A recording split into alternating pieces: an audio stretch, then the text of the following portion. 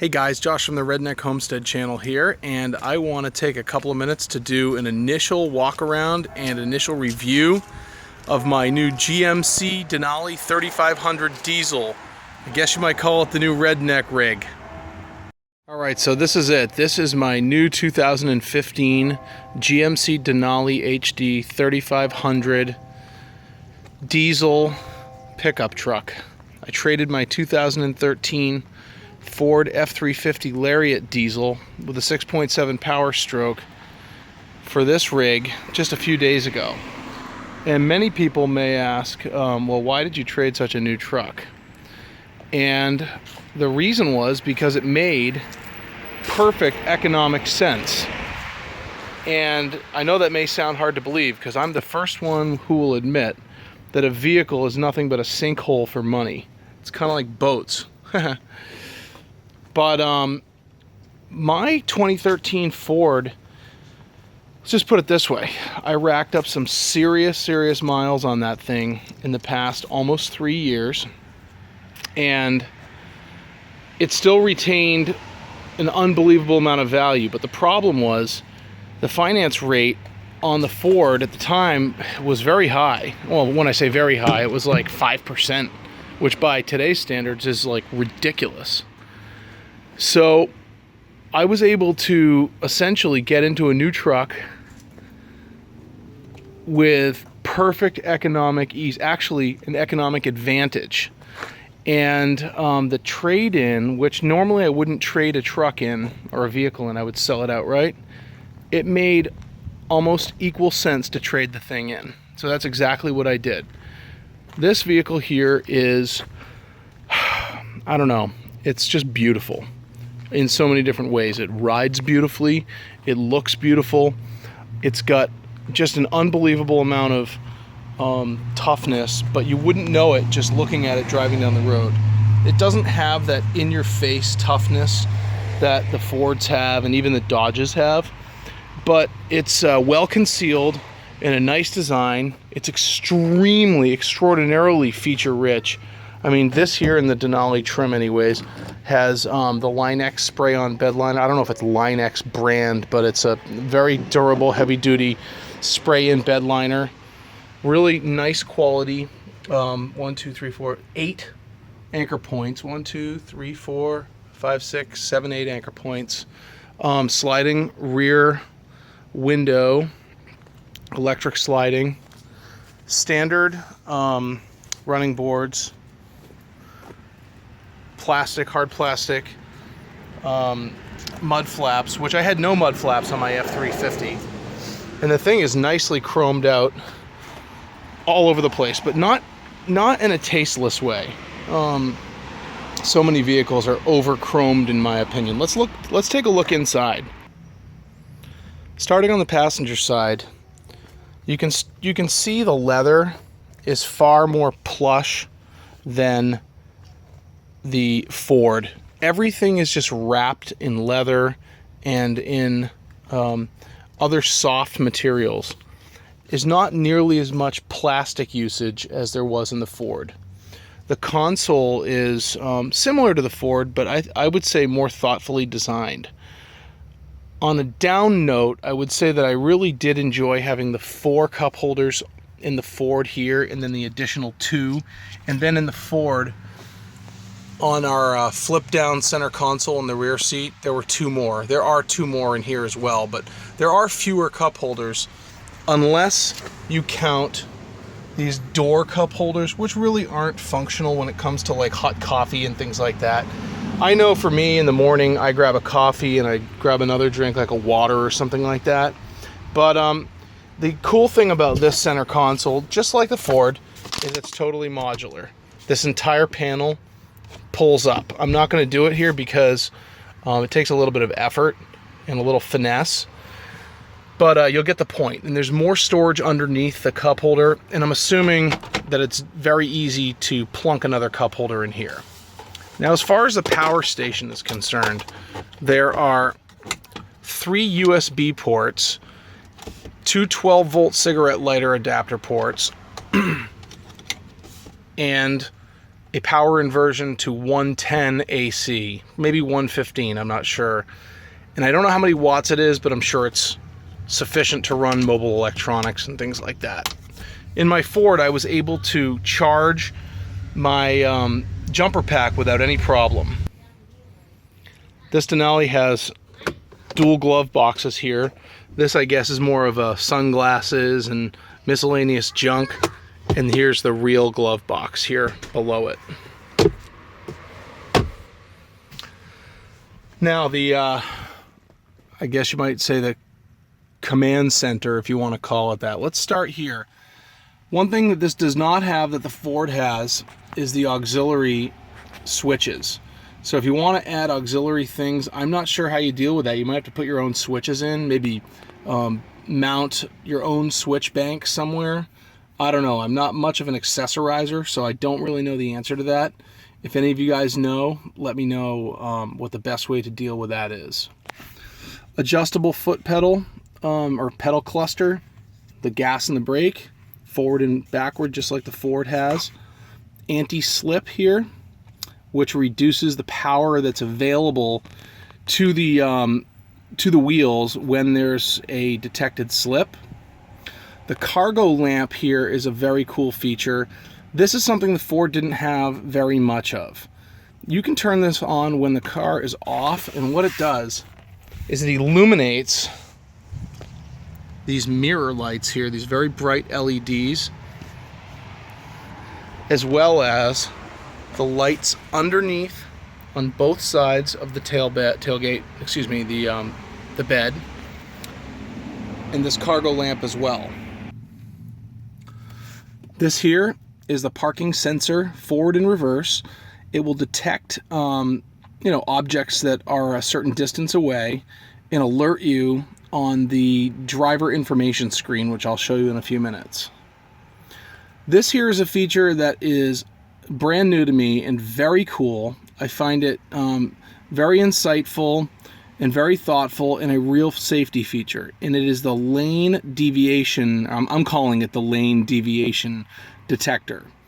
What it's doing is detecting when you may be straying from your lane, and it vibrates your seat, kind of like a cell phone vibrate on the left side if you're straying to the left, and on the right side if you're straying to the right. And if you're going to collide with something either in front of you or behind you, it's going to vibrate your entire seat and scare the heck out of you, like it did the first time with me. I find that to be a very, very useful feature.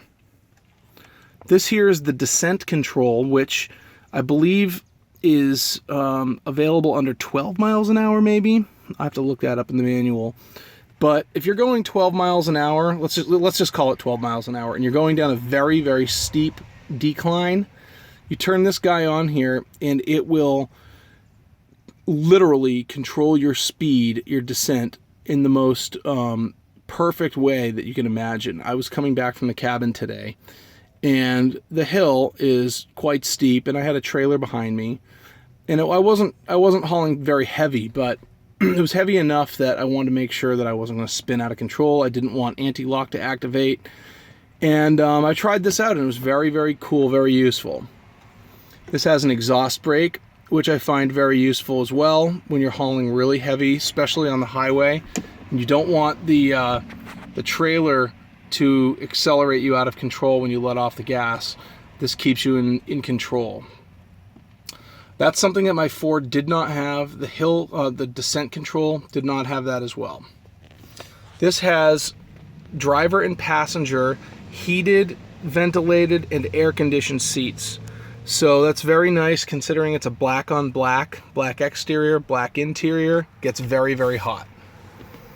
It has a single disc that will play DVDs, but not when you're moving. We got to find a hack for that. So anybody who knows if there is a hack for that or a bypass, I'd like to know about it.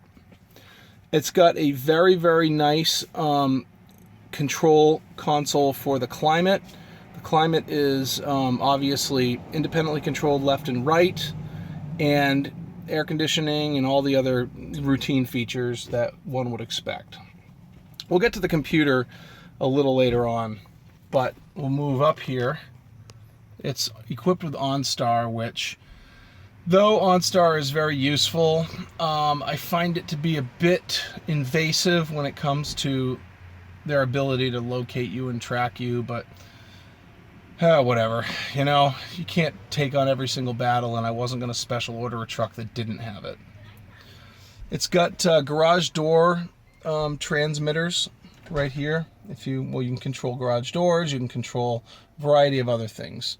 Of course, little concierge lighting, I guess you call that, for reading. It has tilt and slide sunroof, which you can see here. I guess they call that a moonroof, so you can see the moon. And, you know, a controller to turn the interior lights on, leave them on door, or turn them off altogether. Here's a sunglass compartment to hold your sunglasses. I found that it doesn't hold my sunglasses very well because mine are kind of big.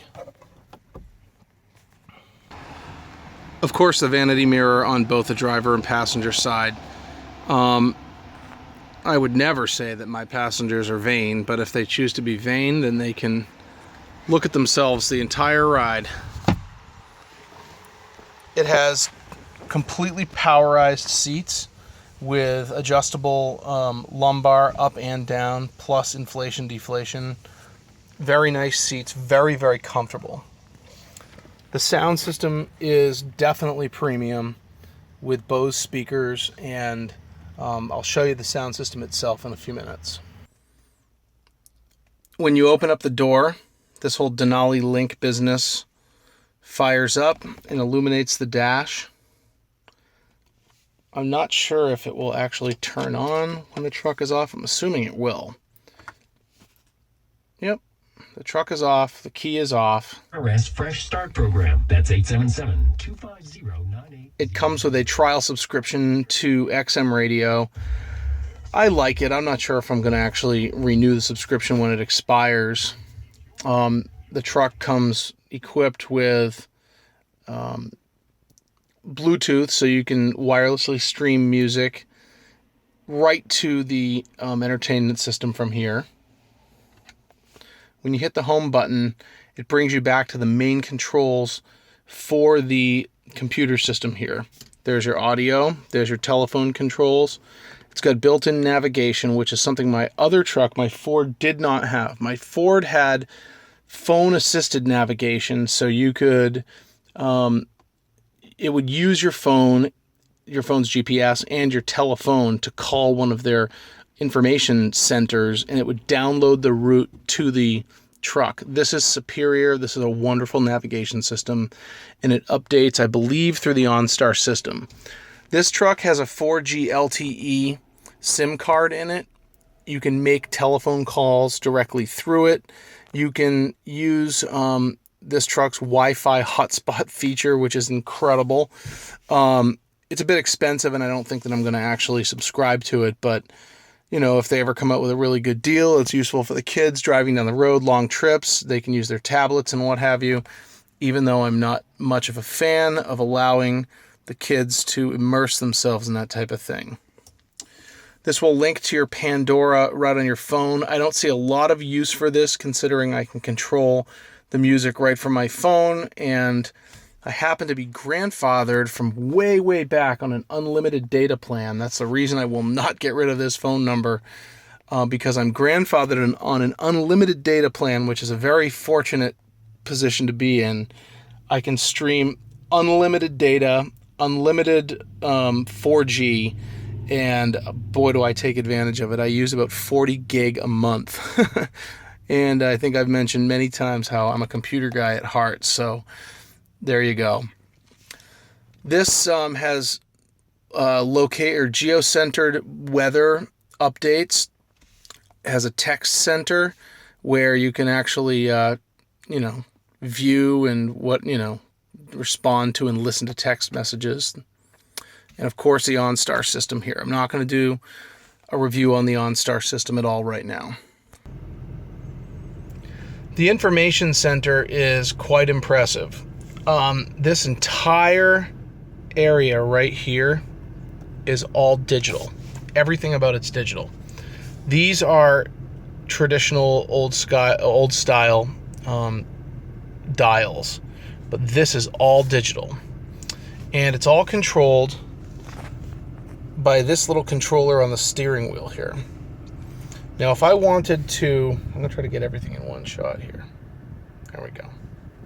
If I click the left button here, it brings me to the main menu. There's info, there's music, there's telephone, there's navigation, and there's settings.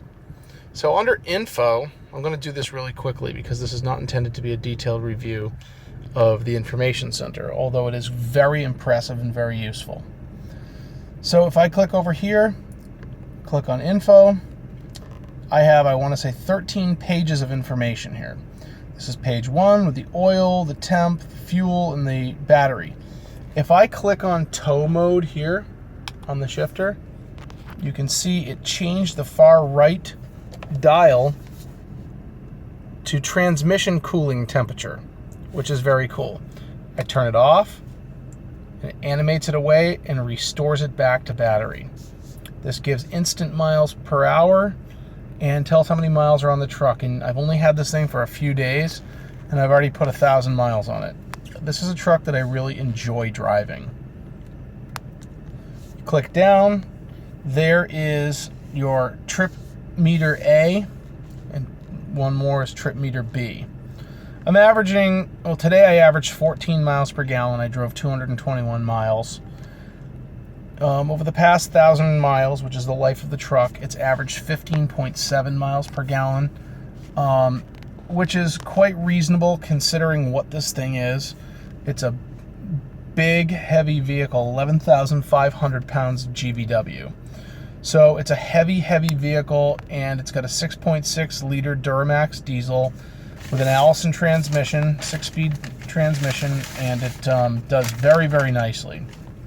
Clicking down, fuel range, with a 36-gallon tank, I've gotten almost 600 miles to the tank, which is very good. It's nice to have a bigger tank. My Ford only had a 26-gallon tank, and I felt like I was pulling over to get fuel all the time, and it was really annoying. It'll tell you how much oil life is remaining, what your best miles per gallon is, what your average miles per gallon is, what it was over your last 50 miles, so on and so forth. Total fuel used. It's got a timer. It will update you and tell you what the speed limit is in the area that you are. I don't know why it's showing as kilometers per hour, but oil filter, fuel filter for that here. Now this is the trailer brake controller, which is actually controlled right here on the left-hand side. The Ford had this as well, but it was on the right-hand side. And you control the gain by clicking the plus, and as you click the plus, it increases the gain. That's only with trailers that have a 7-pin round connector, which will send the electrical impulse to the trailer, to the brakes through the connector. So to quickly finish up, this here is the same orientation gauges as the Ford has. As you turn the steering wheel, it'll tell you how many degrees you're steering to the right or to the left. It'll give you pitch, which is vehicle up and down, and it will give you roll, which is as you're driving, vehicle left and right. Diesel exhaust fluid, yes, unfortunately, this has to meet the foolish emissions. I think it's called Tier 4 or something like that. Total engine hours, and blank screen to only return to the top. You click over here quickly. Music controls right from the steering wheel. Telephone controls right from the steering wheel. Navigation controls right from the steering wheel, which is kind of cool. It's going to show you a map of where you are and your settings.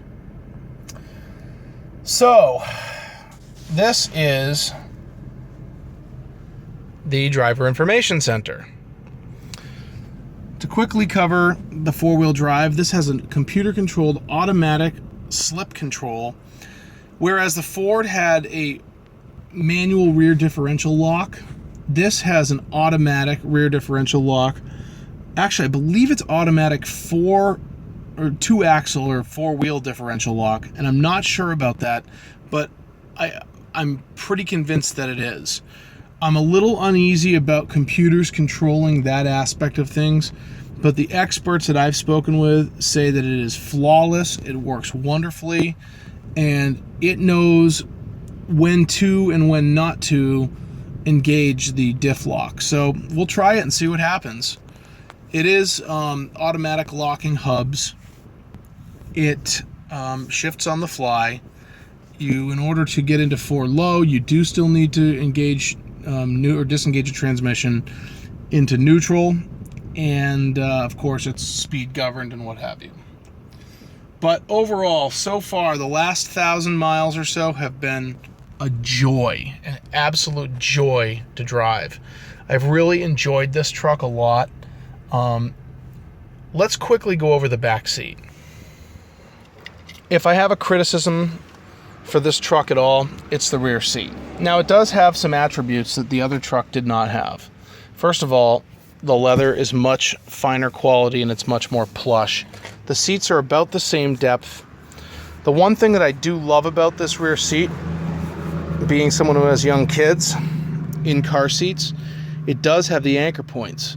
The Super Duty, the Ford Super Duty, did not have that, and they do not come, I don't think you can even get them in anything over a 1/2 ton truck. So that's that.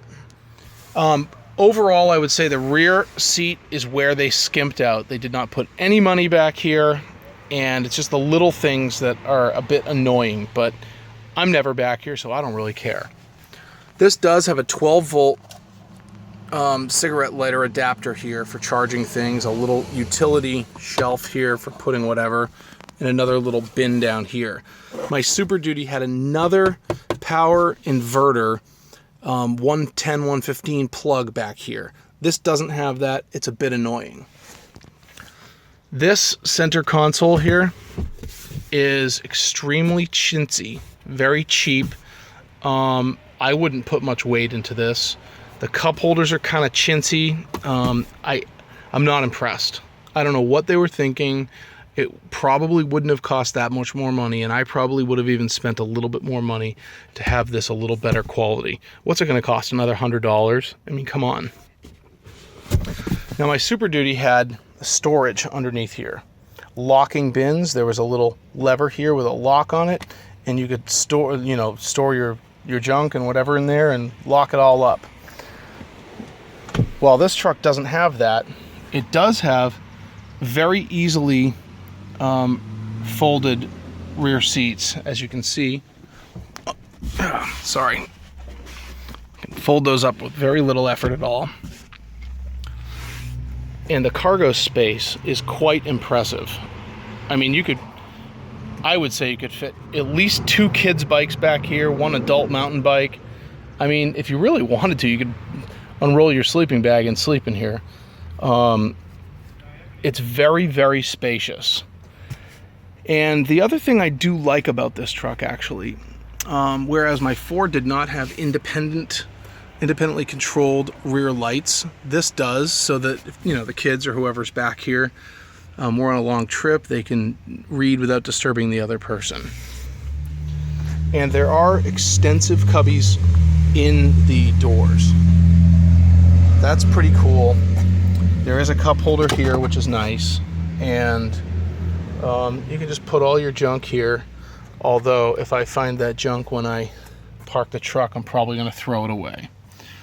This here is a first aid kit that didn't come with it. This came out of my Lexus, an older vehicle, not older, but a couple of vehicles ago, I had a Lexus LS460 that had a really nicely appointed first aid kit, and so I grabbed that before I sold it, and this has been in my vehicles since then. So I would say that will conclude my initial walk around of this GMC Sierra 3500 Denali diesel with the 6.6 liter. Well, if you like this video, guys, I'd appreciate you giving me a thumbs up. And if you haven't already subscribed, we would appreciate your hitting that subscribe button right now. And until the next video, we'll catch you later.